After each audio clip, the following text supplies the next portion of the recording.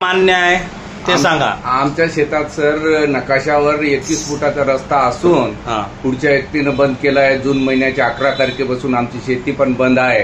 लेकरं बाळाचं पालन पोषण करायला लई कठीण अवघड झालेलं आहे सर।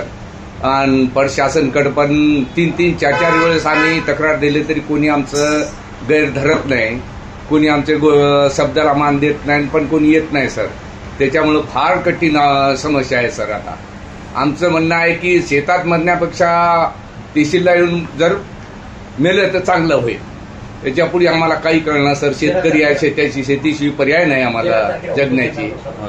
आता तुम्ही उपोषणाला बसा लागले, कोणत्या तारखेपासून बसा लागले? आम्ही उपोषणची नोटीस पण 9 तारखेला दिले। 13 तारखेला बसणार सर आम्ही। ऑगस्ट महिन्याच्या 13 तारखेला बसणार। आता पुढचं बेमुदत उपोषण बसणार। हो, जय मुदत बसणार। आता तुमची मांग काय ते सांगा। की आमचा रस्ता खुला करून द्यावा सर आम्हाला। हेच मांग आहे। हेच मांग आहे, दुसरं काही पर्याय नाही सर। तुम्ही पहिले निवेदन दिले होते का? हो, दिलो होतो सर मी। काय निर्णय लागले त्याच्या? काहीच निर्णय लागला नाही, काही आलं नाही सर आम्हाला। पण प्रशासनचे लोक आले तरी तेवढा काय आमचं। तुमच्या एकही शेत आहे की आजूबाजूचे सर्व शेत आहेत? आजूबाजू बरेच 7-8 लोक शेत आहे सर, पण ते गरीब लोक कामाला बाहेर गावी गेले, कोणी नाही।